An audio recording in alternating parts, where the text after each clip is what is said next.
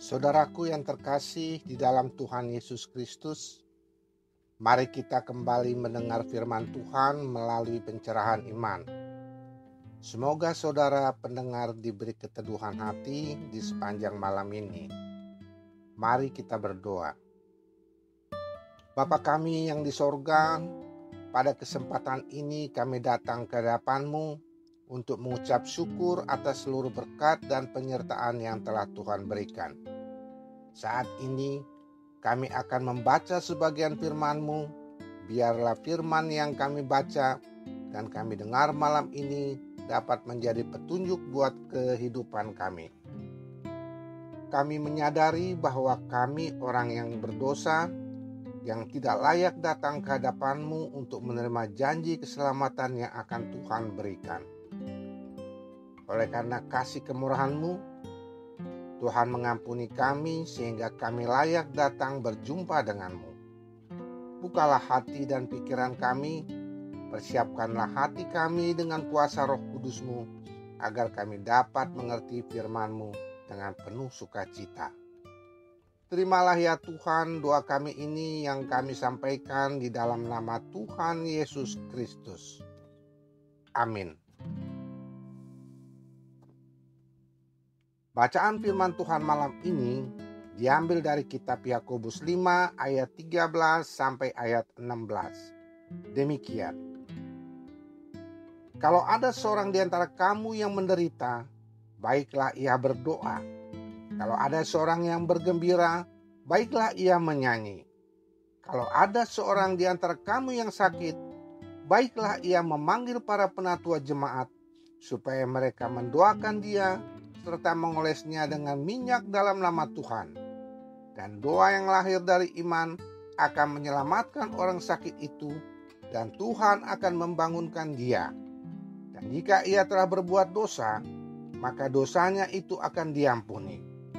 Karena itu, hendaklah kamu saling mengaku dosamu dan saling mendoakan supaya kamu sembuh. Doa orang yang benar, bila dengan yakin didoakan, sangat besar kuasanya. Demikianlah firman Tuhan. Tema kita pada renungan firman Tuhan malam ini adalah pemulihan dari Tuhan. Saudaraku yang terkasih di dalam Tuhan Yesus Kristus, nas firman di atas menjelaskan kepada kita dan memberikan suatu pandangan yang penting, yaitu mengapa kesembuhan seringkali tidak ada. Menjawab pertanyaan tersebut di atas, ada 4 pandangan yang dapat menjelaskan di dalam Alkitab. Yang pertama, Nabi Yesaya menjelaskan kepada kita yang tertulis di dalam kitab Yesaya 53 ayat 5 mengatakan, tetapi dia tertikam oleh karena pemberontakan kita, dia diremukkan oleh karena kejahatan kita, ganjaran yang mendatangkan keselamatan bagi kita ditimpakan kepadanya, dan oleh bilur-bilurnya kita menjadi sembuh. Kata sembuh di sana dapat berarti kesembuhan rohani atau fisik.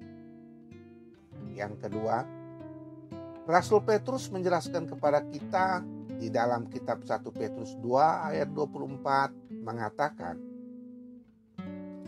ia sendiri telah memikul dosa kita di dalam tubuhnya di kayu salib, supaya kita yang telah mati terhadap dosa, hidup untuk kebenaran, oleh bilur-bilurnya kamu telah sembuh. Nas firman ini adalah ayat kunci mengenai kesembuhan yang sering disalah mengerti dan disalah terapkan oleh banyak orang. Yang ketiga, Rasul Petrus menjelaskan di dalam kitab 1 Petrus 2 ayat 24 mengatakan, ia sendiri telah memikul dosa kita di dalam tubuhnya di kayu salib, supaya kita yang telah mati terhadap dosa, hidup untuk kebenaran, oleh bilur-bilurnya kamu telah sembuh. Ayat firman ini berbicara mengenai dosa dan kebenaran, dan bukan soal penyakit. Karena itu, kata disembuhkan dalam konteks ini berbicara mengenai dosa yang diampuni dan diselamatkan. bukan disembuhkan secara fisik. Alkitab tidak secara khusus menghubungkan kesembuhan fisik dengan kesembuhan rohani. Seringkali seseorang sembuh secara fisik saat mereka beriman kepada Kristus, namun kesembuhan ini tidak selalu terjadi. Alkitab menjelaskan terkadang Allah membiarkan masalah itu ada, dan biasanya ditimbulkan dari kesalahan manusia itu sendiri, karena manusia beralih setia dan menjauh dari Tuhan, sehingga Allah tidak berkenan menjawab setiap doa yang dimohonkan kepadanya. Dan Tuhan baru mau menjawab setiap doa apabila manusia itu sudah kembali setia kepada Tuhan. Yang keempat, Rasul Yohanes menjelaskan kepada kita yang tertulis dalam kitab 1 Yohanes 5 ayat 14 dan ayat 15 mengatakan, kemudian Yesus bertemu dengan dia dalam bait Allah lalu berkata kepadanya, engkau telah sembuh, jangan berbuat dosa lagi, supaya padamu jangan terjadi yang lebih buruk. Kemudian orang itu keluar lalu menceritakan kepada orang-orang Yahudi bahwa Yesuslah yang telah menyembuhkan dia dari sakitnya. Nas firman ini memberi kita perspektif yang benar, dan inilah yang menguatkan kepercayaan kita kepada Tuhan, yaitu bahwa Ia dapat mengabulkan doa kita jika kita meminta sesuatu melalui doa kepada Tuhan menurut kehendak-Nya. Apabila kita sudah tahu bahwa Tuhan mengabulkan apa yang kita minta melalui doa yang kita sampaikan, maka kita yakin bahwa Tuhan berkenan atas permohonan doa kita. Firman tersebut di atas menjelaskan kepada semua umat yang percaya bahwa yang pertama, Allah masih membuat mujizat kapan saja yang Tuhan kehendaki. Yang kedua, Allah masih mau menyembuhkan orang sakit yang memohon kepadanya dengan iman dan dengan permohonan yang tulus. Rasul Yakobus menjelaskan kepada kita untuk dapat sembuh dari sakit, maka sebelum kita berdoa yang harus kita lakukan adalah yang pertama, mintalah maaf kepada sesama atas kesalahan yang pernah kita perbuat. Yang kedua, mintalah ampun kepada Tuhan atas dosa yang kita perbuat yang pernah menyakitkan hati Tuhan melalui penatua jemaat atau hamba Tuhan. Apabila mereka berdoa dengan keyakinan yang tulus, maka yang pertama, Tuhan akan menjawab setiap doa yang disampaikan kepadanya. Yang kedua, Tuhan akan menguatkan dan menyembuhkan tubuh jasmani orang tersebut. Dan yang ketiga, apabila penyakit itu disebabkan oleh dosanya, maka atas doa mereka bersama, maka Tuhan akan mengampuninya. Nasihat Rasul Yakobus ini sangat menarik sekali untuk kita renungkan. Jika kita berdoa saat mengalami berbagai masalah atau menderita sakit, adalah anjuran yang sangat baik dan patut kita lakukan. Dan apabila ada di antara kita yang sedang menderita sakit, sebaiknya ia secara pribadi berdoa memohon pertolongan Tuhan untuk mendapatkan kesembuhan dari sakitnya. Mengapa kitab Yakobus menyarankan untuk berdoa secara pribadi? Yaitu mengajarkan kepada kita apabila kita sedang mengalami berbagai masalah atau menderita sakit, maka terlebih dulu kita harus berdoa, dan selanjutnya baru kita mengatasi masalah atau sakit itu. Oleh karena itu, jadikanlah doa sebagai solusi pertama bukan terakhir. Karena di hadapan Tuhan tidak ada perbedaan perkara besar atau perkara kecil. Oleh karena itu, di dalam segala situasi apapun, carilah dahulu Tuhan. Karena kita sudah tahu kuasa Allah dan kekuatan dari doa yang kita sampaikan kepadanya. Sebagai manusia, Sering kita lupa untuk berdoa dan bersandar kepada Tuhan. Akan tetapi, ketika berbagai kesulitan dan masalah datang menimpa, baru kita menyadari bahwa perlunya kita selalu mengandalkan Tuhan. Tuhan mau kita dekat kepadanya dan selalu bersandar kepada Dia dalam segala hal. Baik itu perkara besar maupun kecil, ataupun kita sedang tidak ada masalah. Apabila kita berdoa dan bersandar kepada Tuhan, maka kita akan merasakan hasil dari doa kita kepadanya. Karena Tuhan itu Maha Tahu dan Maha Mendengar. Maka di dalam segala situasi apapun, ingatlah selalu mendahulukan doa. Karena Allah menunggu kita berkata-kata kepadanya melalui doa. Berdoa saat mengalami penderitaan adalah tindakan yang paling tepat. Ada banyak orang Kristen ketika masalah datang langsung panik, hilang konsentrasi, sehingga mereka tidak bisa berdoa dengan tenang. Dikarenakan fokus perhatiannya hanya tertuju kepada besarnya masalah atau sakit yang dideritanya. Rasul Yakobus memberikan 2 manfaat dari doa yang kita sampaikan kepada Tuhan, yaitu yang pertama, pada dasarnya doa merupakan sebuah percakapan dengan Allah yang kita sampaikan dengan harapan bahwa Allah mau mendengar dan menjawab doa kita, sehingga doa tidak kita jadikan sebagai pertolongan kita terakhir. Dalam firman-Nya, Allah mendorong kita untuk selalu melibatkan Tuhan di dalam doa, walaupun bagaimana keadaan kita.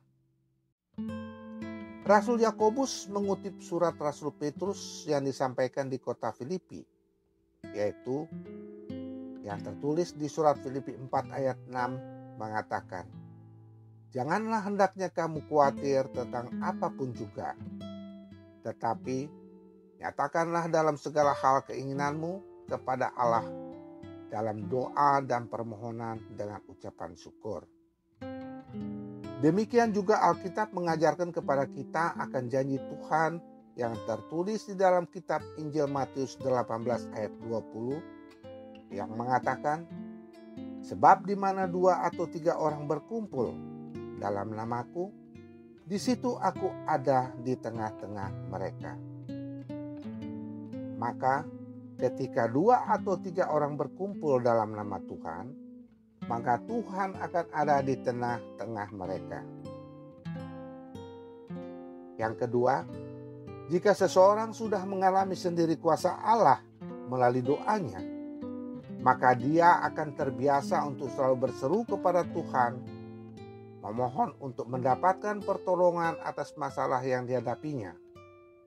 Karena setiap doa yang kita sampaikan kepada Tuhan akan membuka jalan buat Allah melakukan karyanya kepada kita untuk pemulihan terhadap kita.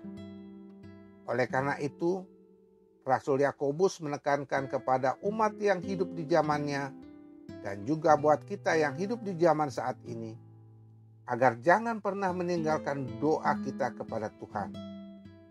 Karena doa yang disertai dengan iman yang tulus, maka kita akan dapat merasakan kuasa doa yang merupakan hasil dari ekspresi natural dari iman kita, seperti halnya ketika kita bernapas, supaya kita dapat hidup. Karena itu, berdoalah kepada Tuhan ketika kita mengalami pergumulan hidup. Yakinlah bahwa kita punya Allah yang Maha Kuasa, Maha Besar dan penuh kasih, yang tidak pernah meninggalkan umat yang percaya kepadanya. Dan Allah sendiri berbicara di dalam firman-Nya yang tertulis di dalam kitab Injil Markus 5 ayat 34 mengatakan,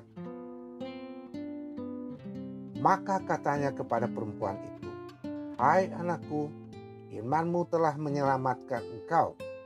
Pergilah dengan selamat dan sembuhlah dari penyakitmu.' Amin." Mari kita berdoa. Terima kasih Tuhan atas firman-Mu yang telah Engkau berikan di malam ini. Kiranya apa yang telah Engkau firmankan bisa kami tanam di hati kami masing-masing, dan kuatkanlah kami untuk melakukan apa yang Engkau firmankan sesuai dengan kehendak-Mu. Biarlah perkataan-Mu menyegarkan jiwa kami, menghidupkan hati yang lemah dan lesu, dan membangkitkan harapan dan kasih kami kepadamu. Berkatilah hidup kami agar kami tetap taat mendengarkan firman-Mu. Berkati hamba-Mu yang telah menyampaikan firman-Mu malam ini, agar tetap dapat menjadi pelayan yang benar di hadapan-Mu. Demikian juga kepada para pendengar pencerahan iman dimanapun mereka berada. Jika di antara mereka saat ini ada yang sakit, baik di rumah ataupun terbaring di rumah sakit, kami memohon Tuhan mau datang melawat mereka, menjamah tubuh jasmaninya, dan mengurapi obat yang diberikan oleh para medis, agar obat itu menjadi obat yang terbaik untuk kesembuhannya, sehingga dapat segera pulih dari sakitnya dan dapat kembali bersukacita bersama keluarganya. Dan apabila ada di antara mereka mengalami keterpurukan ekonomi yang disebabkan karena kehilangan pekerjaan, kami memohon agar Tuhan datang menolong mereka, supaya mereka terlepas dari kondisi keterpurukan tersebut. Kami juga berdoa untuk para lansia yang mendengar renungan pencerahan iman ini. Berilah mereka sukacita-Mu, agar dapat menjalani hari-harinya dengan penuh semangat dan pengharapan dalam menghadapi kehidupan yang Tuhan berikan kepadanya bersama anak dan cucunya. Sehingga mereka senantiasa dapat selalu merindukan dan selalu membutuhkan firman-Mu sebagai pelita hidup mereka. Dan kebenaran yang memerdekakan serta dapat menjadi penghibur yang menguatkan hidup mereka. Ajarilah kami Tuhan untuk dapat mensyukuri setiap pertolongan Tuhan di dalam kehidupan kami. Dan kami percaya Tuhan akan menyembuhkan kami dari sakit dan melepaskan kami dari berbagai masalah yang sedang kami hadapi saat ini. Dan kami percaya akan penyertaan Tuhan di setiap perjalanan hidup kami. Bimbinglah kami untuk selalu hidup sesuai dengan kehendak-Mu, sehingga kami dekat kepadamu. Terimalah ya Tuhan doa kami ini yang kami sampaikan kepadamu. Di dalam nama Tuhan Yesus Kristus kami berdoa dan mengucap syukur. Amin. Saudaraku, kami mengucapkan banyak terima kasih karena sudah mendengarkan pencerahan iman yang telah kami sampaikan malam ini. Semoga saudara semua diberi damai sukacita dan kekuatan di hari esok di dalam menjalani aktivitasnya kembali. Agar pelayanan kami ke depan dapat terus berkembang dan saudara tidak ketinggalan video terbaru dari kami, maka jangan lupa saudara mensubscribe dan menekan loncengnya. Dan bagikan video ini ke semua saudara kita, supaya mereka ikut terberkati melalui pelayanan kami ini. Sehingga saudara juga dapat menjadi berkat bagi sesama. Shalom, selamat malam, selamat beristirahat. Tuhan Yesus Kristus memberkati.